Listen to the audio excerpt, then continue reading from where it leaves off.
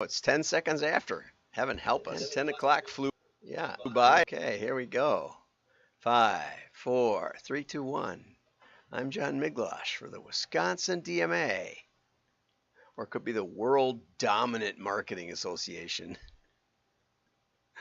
And you might have noticed a couple of these shows the last week or two have been kind of low energy. I've noticed that. I watch the replay and I think, well, why are you so bleh?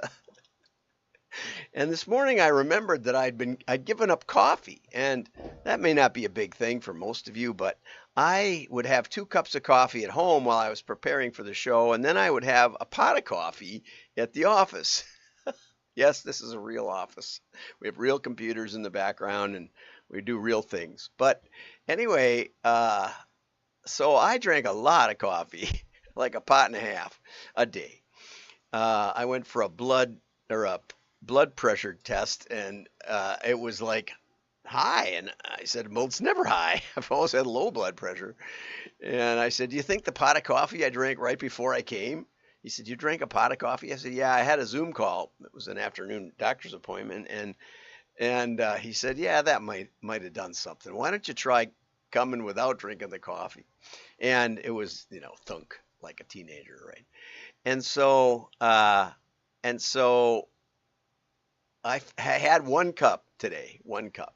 And I do feel a lot more, It has more effect, I think, though, when you go a couple of weeks without doing it.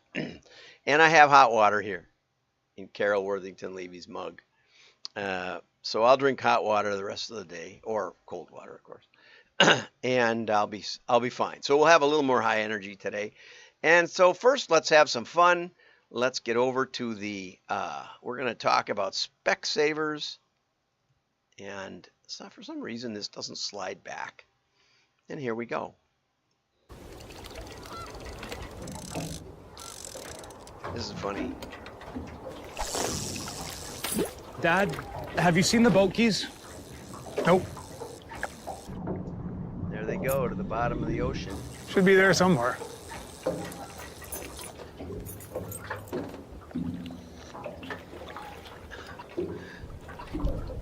I could stay out here forever. And what's funny is, I could stay out here forever, and then there's a thunderstorm coming. I could stay out here forever. Yeah, you're gonna. And we'll talk about that a little more. We'll get over to the article that goes along with it.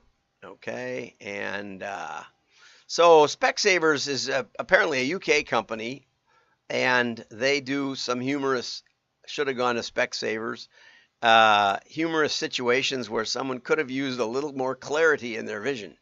And so this is the first time going to Canada, and they're launching in Canada apparently, and with TV, out-of-home, digital, and radio ads. The multi-channel campaign brings the 20-year-old strapline to a new continent with a distinctively Canadian flavor, bringing the familiar sight of a humorous vision failure against the backdrop of nature at its finest. Now, of course, if you've ever been fishing, or if you ever owned a boat, there's a lot of problems with this.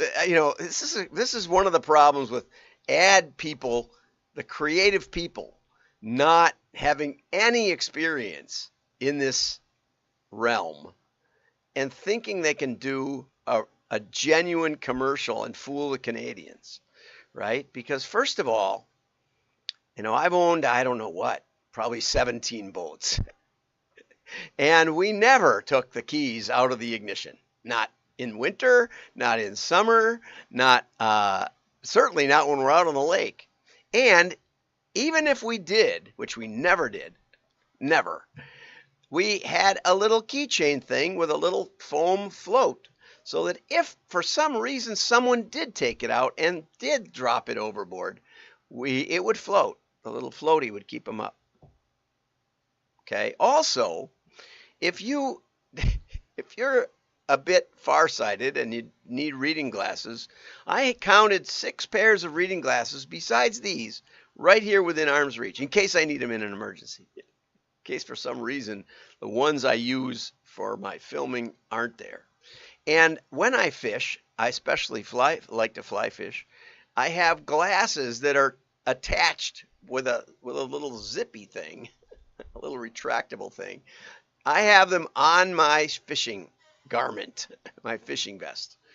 Why? Because if you're going to tie on baits and lures, you have to see real close. You have to tie a little tiny knot. So no matter how inept or blind, I mean, the more blind, the more likely this guy is to have some glasses in his pocket. And it wasn't like he tied on the keys. And that's another thing. The fourth thing is, how were those attached? Did he just hook them by accident or what? So there's at least 4 things wrong with this creatively. But besides that, that's funny. I laughed when I watched it because, you do drop things overboard. You're more likely to drop your phone. I remember dropping a phone in the lake and watching it descend down and then lose signal and then go. I liked how it lost signal after it was down about 4 feet. Okay, so these spots called for Richard James, which we'll reach out to, of course, and give him my comments, but it's too late now. You should have sent it over here. Happy to review your work. These spots call for sophistication in execution. Tonally and visually maintaining a level of restraint. Nothing in the filmmaking overtly alludes to comedy. Okay, well, it also doesn't allude to reality very much. But all that aside, they'll probably get, plenty of views and plenty of visits to their website or whatever, right? Okay, so let's get over here to this one. Louis DeJoy, and I don't know if that's Louis or Louis.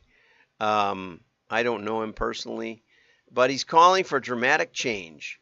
And there he is in front of a huge audience at the National Postal Forum. Thank you for that, Ashley Roberts. I hope they cover each day like they did yesterday. This was yesterday's session.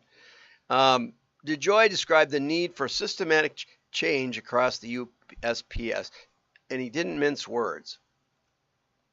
He spoke candidly about the organization's struggles, downfalls during the past 15 years, and described a bright future with a series of changes to the USPS with a comprehensive redesign of the organization and practices.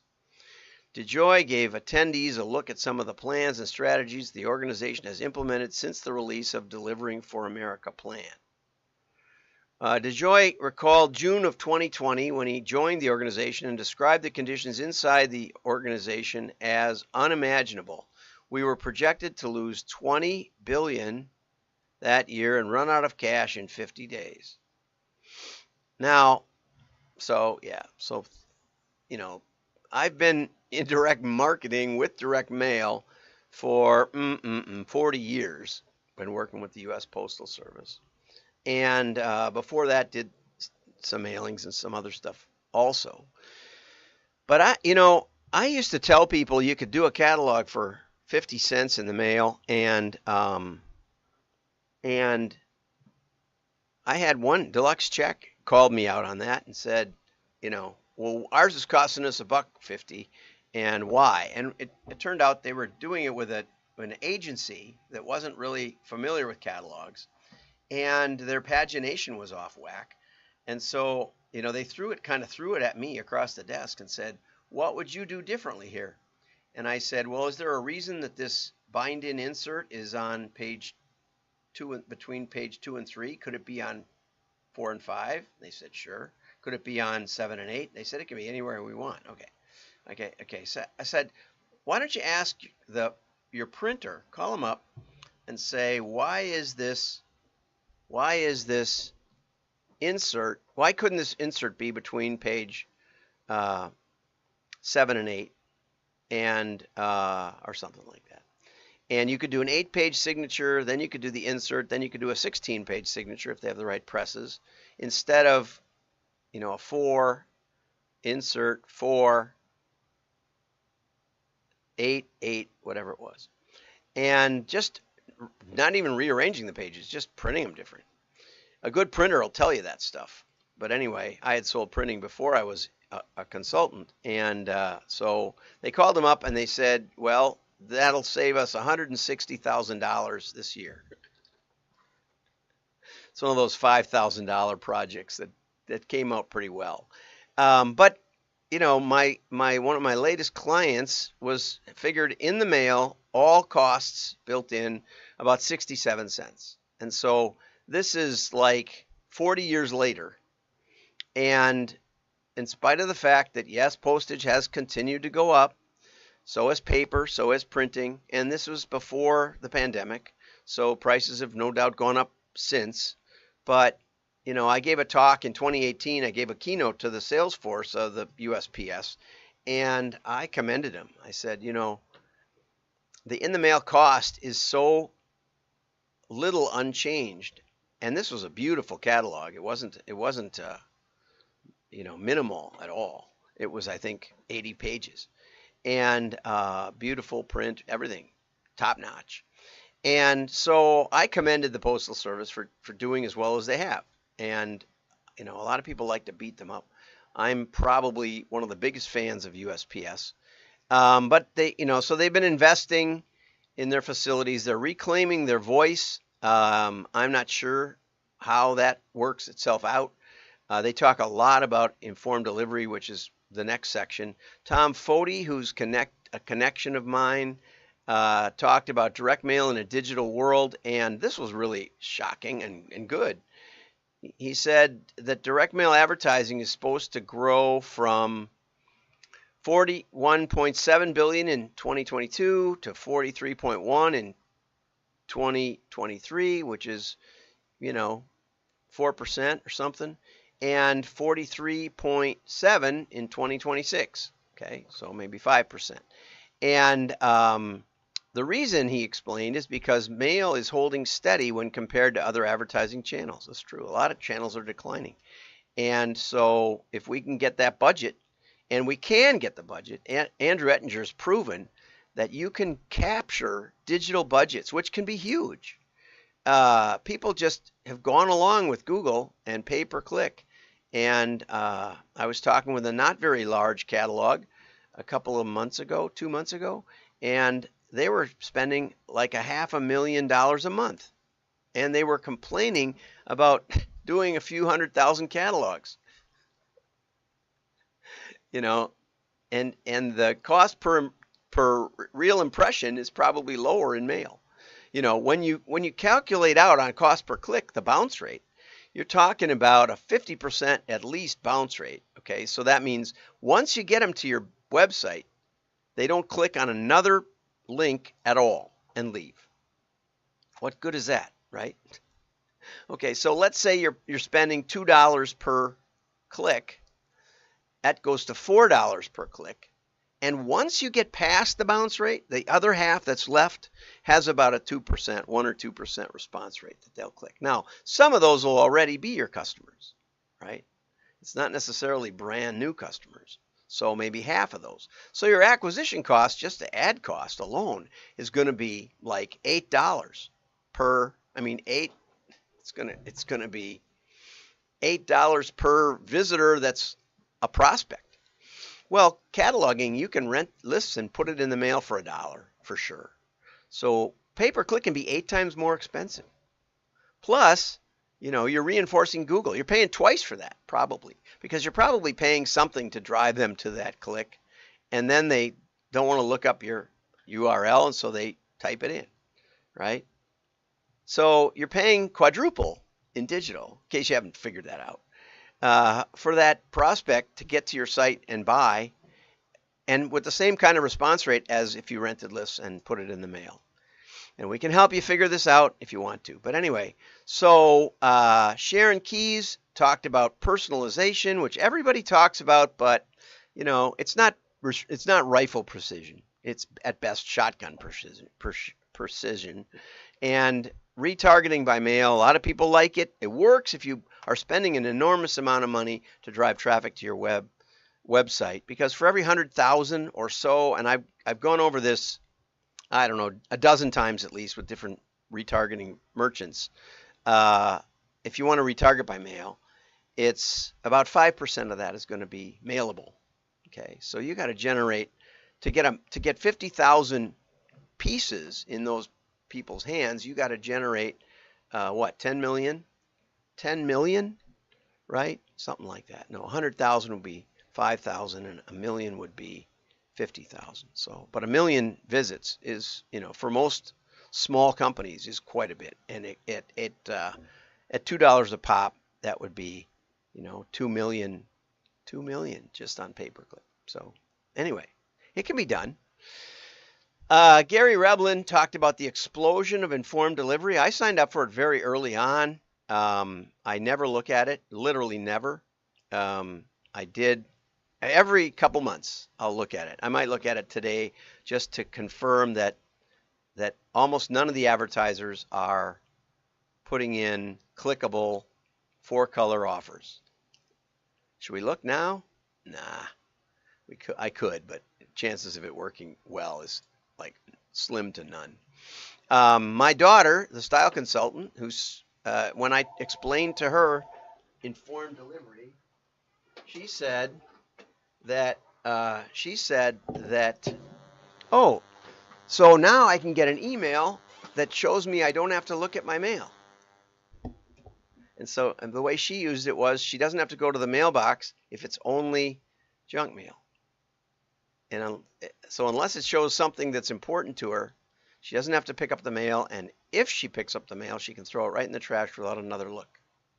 I think the Postal Service has really undermined their own greatest benefit, that you have to look through your mail. You don't have to anymore.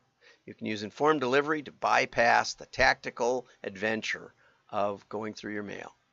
Think about that when you want to regain your voice. I'm not saying you should drop it.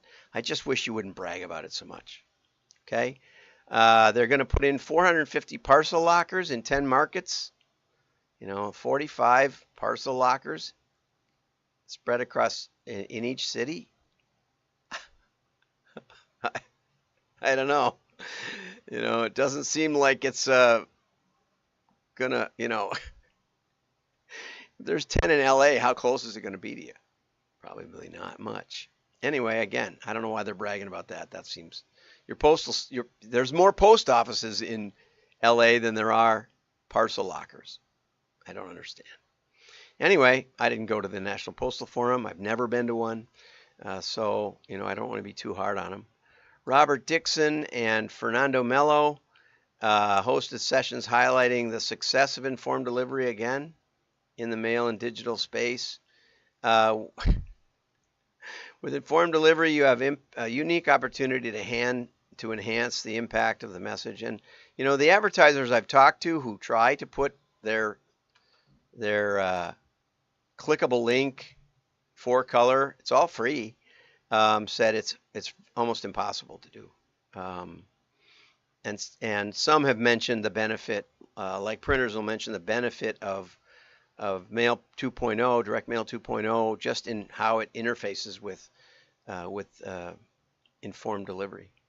Okay, so, and then he said it results in a 27% response rate. My guess is that means a click on the ad, not an order. I can't believe that. Everybody would be doing it. That's just where the Postal Service doesn't understand the language of direct mail, I would say, but tries to speak the language of digital, which in my opinion is fraudulent. Okay, so that's enough for that.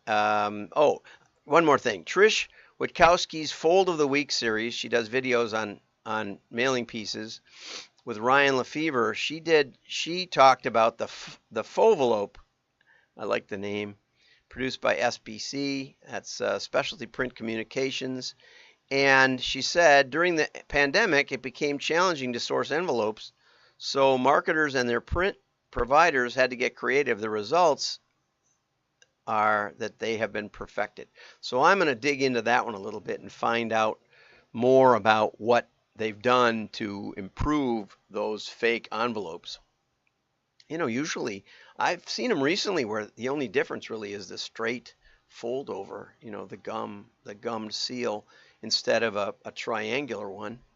And otherwise they look like envelopes. So anyway, I've got another article about design and direct mail, but I'm going to pass on that because we've gone over time. So have a great day. Like and share, especially comment. Your friends will know you're smart. Bye-bye.